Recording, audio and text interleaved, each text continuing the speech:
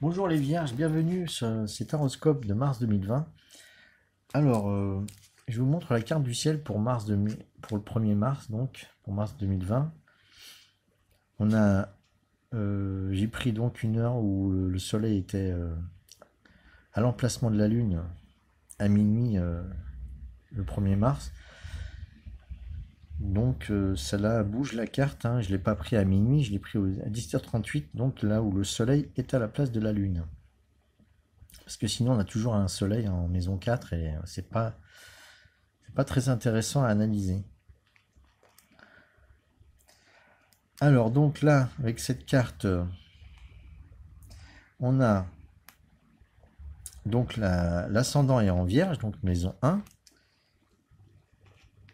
Et on a Trans-Pluto, c'est un astéroïde, c'est un astre transneptunien qui représente c'est un astre de perfection, mais la connaissance de la perfection, qui n'est pas la perfection comme on l'entend nous, hein. La perfection, en fait, tout est parfait dans l'univers. Et ça, c'est la vraie perfection, c'est de savoir que tout est parfait. Donc même qui nous paraît pour nous être humain imparfait, fait partie de la perfection, de la vraie connaissance de la perfection. Et justement, aller sur l'ascendant, en vierge. Et donc, c'est un point assez important en ce moment pour les vierges, parce que la vierge, c'est un signe qui a tendance à être pointilleux, perfectionniste, etc. Et que ça pourra permettre certainement, parce que c'est un astre qui est très lent, à bien apprendre la notion de vraie perfection aux vierges, qui ont tendance à s'illusionner dans une perfection, une perfection qui est dans la propreté, dans les choses très nettes, très carrées. C'est pas du tout ça la perfection. La perfection, on peut pas la définir en fait. Voilà. Donc on peut pas, comme on peut pas définir la perfection, on peut pas l'atteindre non plus. Voilà, puisqu'on est dans l'illusion. Donc ça pour moi c'est important. Alors, j'ai mis aussi comme maître de la Vierge Vesta, l'astéroïde de Vesta, parce que aussi traditionnellement Mercure est le maître de la Vierge, mais comme je préfère mettre Vesta, ça va pouvoir donner d'autres explications pour la Vierge. Alors, à noter que comme la Vierge est en maison 1, je parle d'affirmation personnelle pour le mois de mars pour les Vierges et se rendre public parce qu'en fait, comme le maître de la Vierge Vesta est en maison 10, tout au milieu du ciel, avec la Lune en conjonction, ça parle de se rendre public. Donc le signe de la Vierge qui est plutôt un signe de discrétion, etc., elle prend un peu les devants de la scène et elle se rend publique. Donc la Vierge n'a pas peur de s'exposer. On parle aussi de popularité et épanouissement professionnel. Voilà. Donc se rendre public à côté de la Lune, c'est la popularité pour les Vierges. Et épanouissement professionnel parce que tout ça se passe en maison 10 qui est la carrière. Et j'ai noté aussi réalisation, c'est-à-dire réaliser les choses en taureau, ce qui est le signe de la réalisation, on réalise les choses, hein, pour les vierges. Voilà, c'est très important. Après, j'ai pas noté tout ce qui correspondait à Mercure, hein. Je le laisse plutôt Mercure pour les Gémeaux. Voilà, on verra ce qu'il en est pour les cartes, si ça confirme tout ce que j'ai vu en astrologie. Voilà, on passe donc aux énergies générales, enfin plutôt aux énergies en toile de fond. Alors pour les énergies en toile de fond, j'ai tiré deux cartes. Donc on a avec le chakra du plexus solaire, on a la carte des limites. Et avec l'oracle de Kuan Yin, on a le Yang Sekiang, fleuve sacré. Alors avec la carte des limites du chakra du plexus solaire, donc on parle de choix, de confiance en soi, d'assurance et d'authenticité. Alors en fait, avec l'authenticité et la confiance en soi, on peut réaffirmer ses limites et changer nos limites. Donc il y a quelque chose dans les limites qu'il faut réévaluer.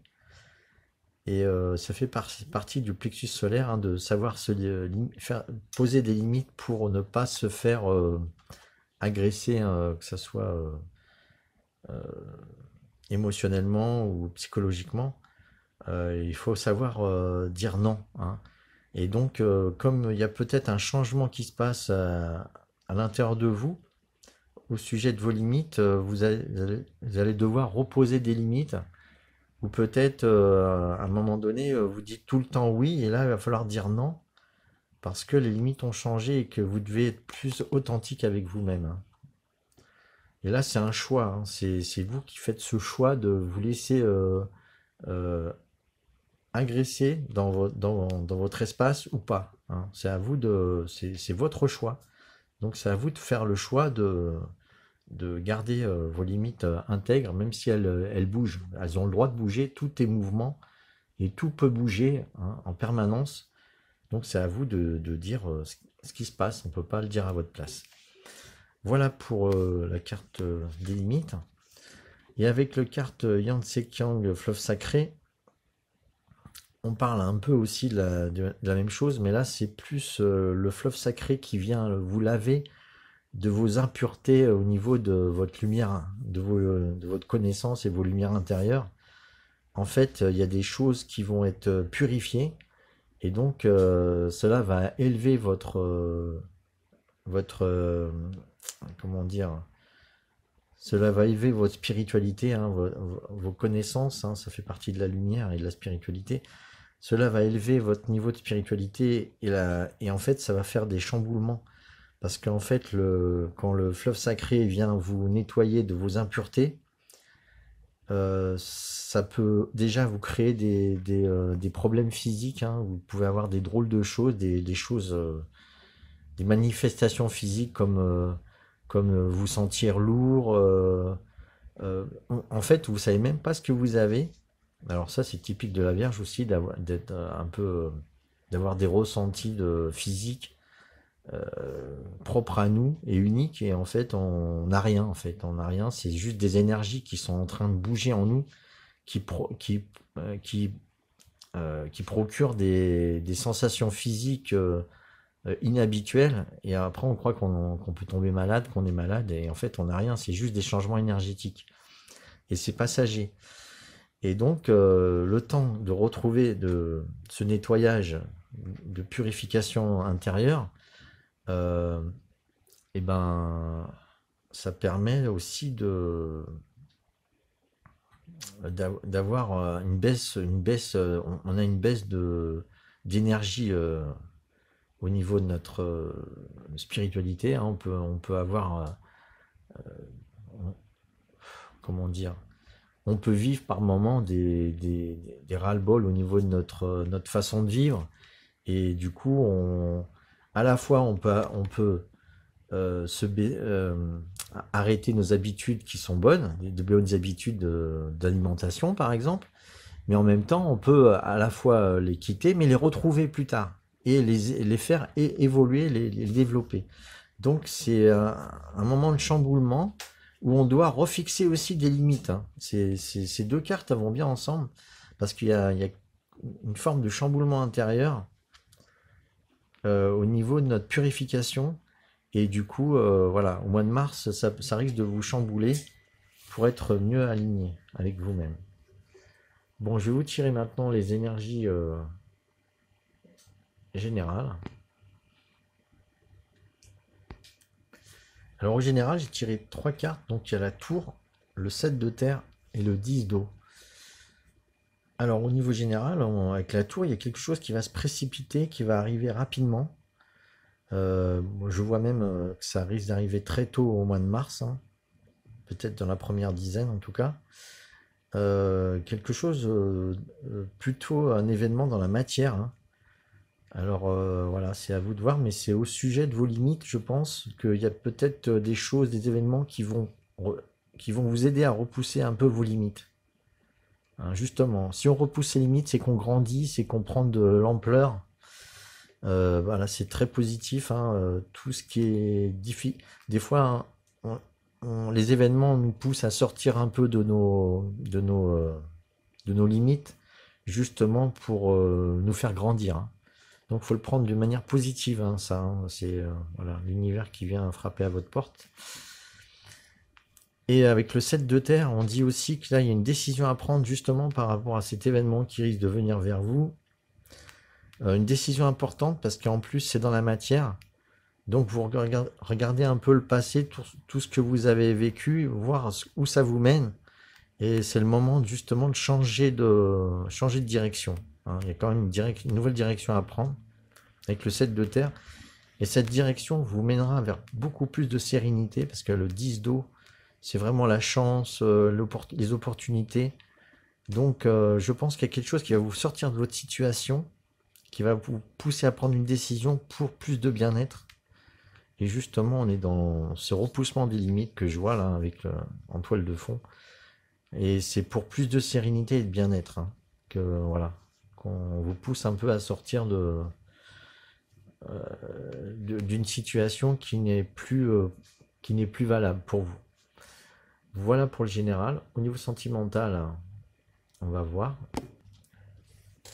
Alors au niveau sentimental, j'ai tiré 5 cartes avec le tarot des mondes oniriques. Donc il y a le cavalier de coupe, le 9 d'épée, le 3 de coupe, le 7 de pentacle et le 5 de bâton. Bon, il n'y a pas d'arcane majeur, hein. Il n'y a même pas de... Ah si, il y a un cavalier de coupe, donc quand même. Alors, avec le cavalier de coupe, on parle que au niveau sentimental, vous fondez des espoirs sur un amour romantique, hein. Vous voyez ce cheval qui va vers cette coupe, vers le passé, hein.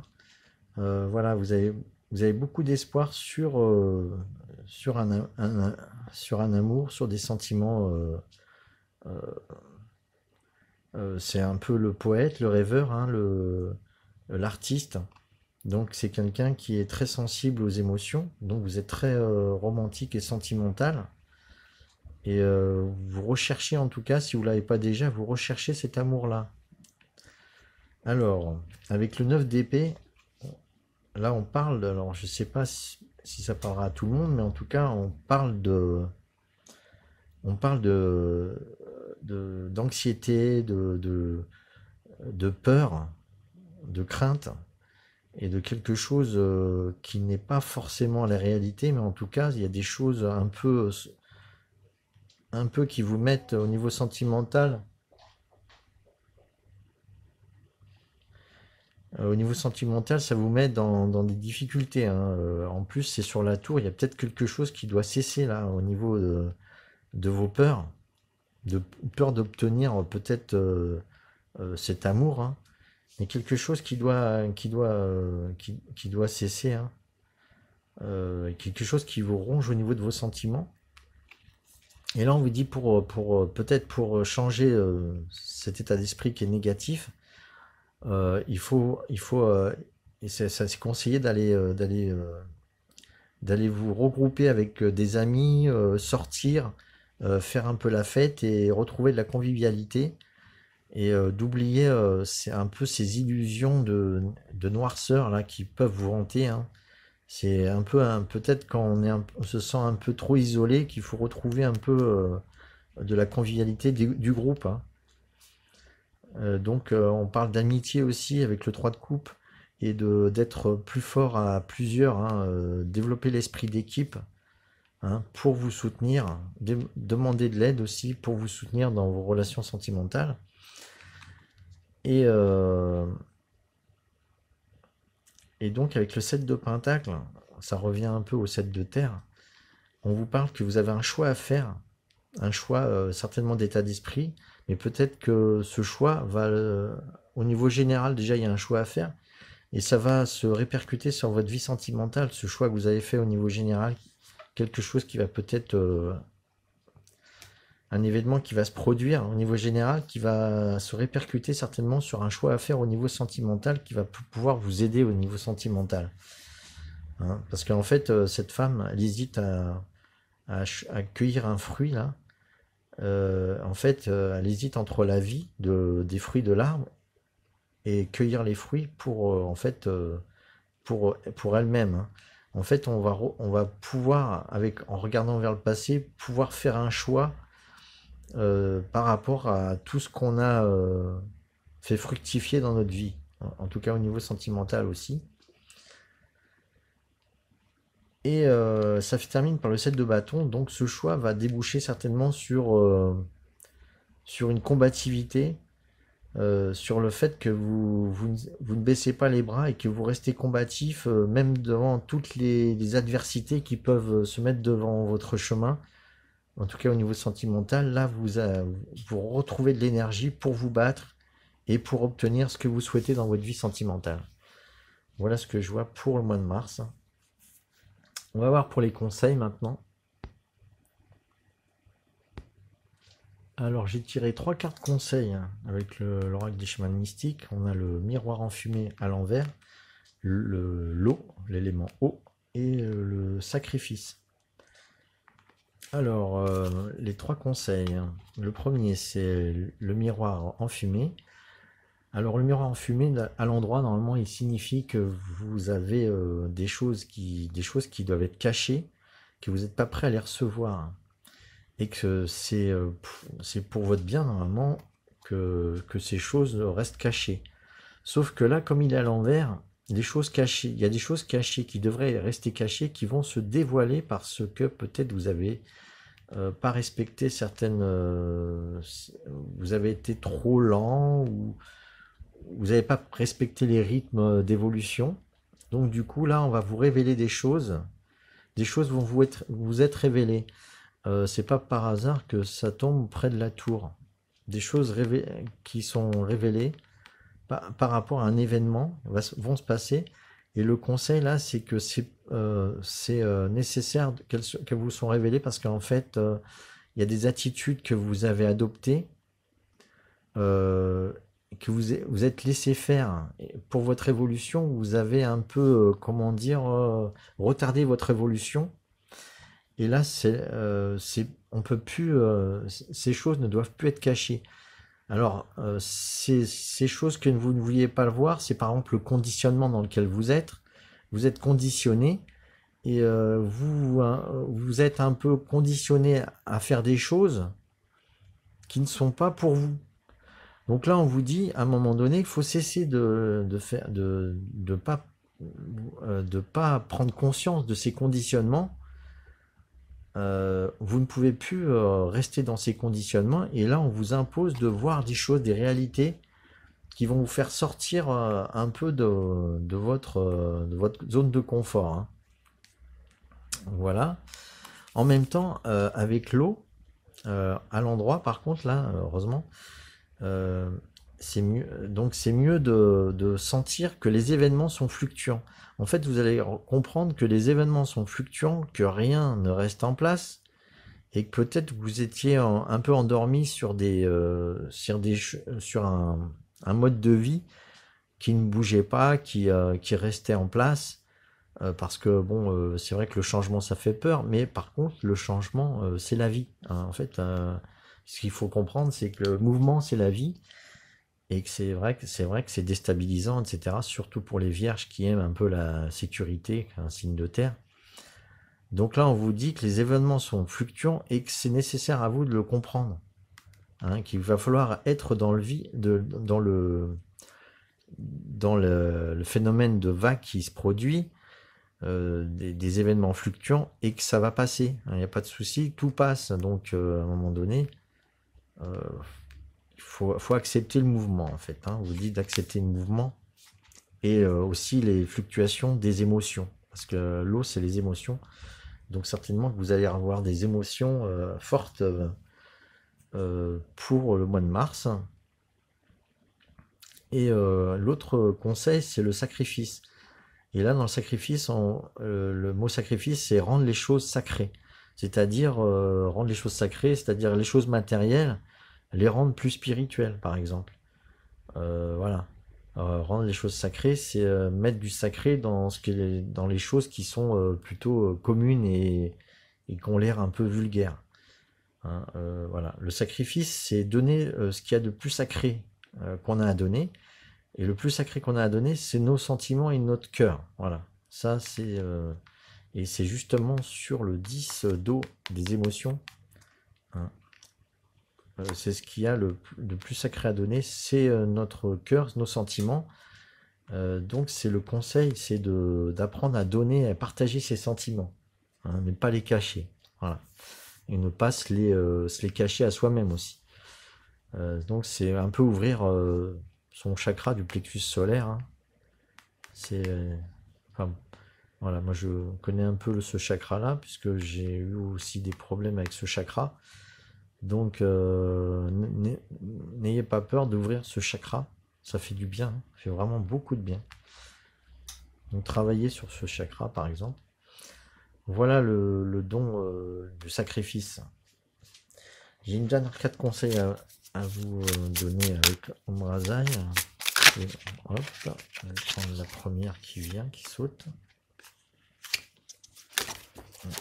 Voilà. Alors on a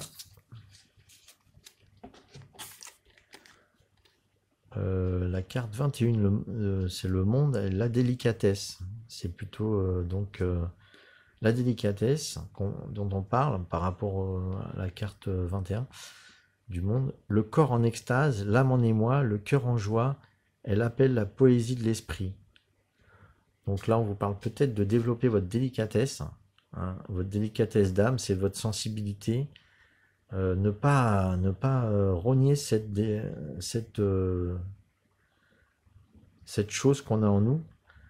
Hein. Le corps en extase, aussi apprendre la délicatesse de son corps, hein, ce qu'on peut ressentir avec son corps, l'âme en émoi, le cœur en joie.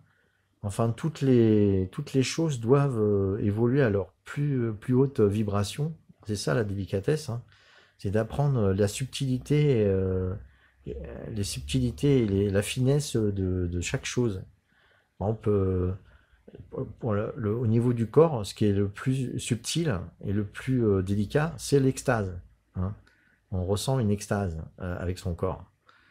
C'est ce qui nous fait montrer en vibration. L'âme, on ressent de l'émoi. C'est des émotions, l'âme. Et le cœur, c'est la joie. Le cœur, la plus haute vibration du cœur, c'est la joie. Hein. Donc, apprendre à ressentir ces hautes vibrations de chaque élément de notre être. Elle appelle la poésie de l'esprit. La poésie, la plus belle chose de l'esprit, c'est la poésie. Voilà. Donc apprendre à ressentir la délicatesse de chaque chose en soi. Voilà le message un peu clé pour la Vierge, et ne pas avoir peur de l'exprimer. Voilà, et ça fait partie du chakra du plexus solaire, hein, d'exprimer, de s'exprimer, d'être authentique, et d'avoir confiance en soi, et de pouvoir s'exprimer tel qu'on est. Voilà pour les Vierges. J'espère que cette vidéo vous aura plu. N'hésitez pas à liker, mettre des pouces pour soutenir cette vidéo et pour pouvoir qu'elle soit partagée aussi. Et n'hésitez pas à la partager, à commenter. Hein. Même s'il y a des mauvais commentaires, au final, ça aide, la vidéo. Donc n'hésitez pas à vous exprimer et aussi à vous abonner si ce n'est pas déjà le cas. Voilà, je vous remercie et à bientôt.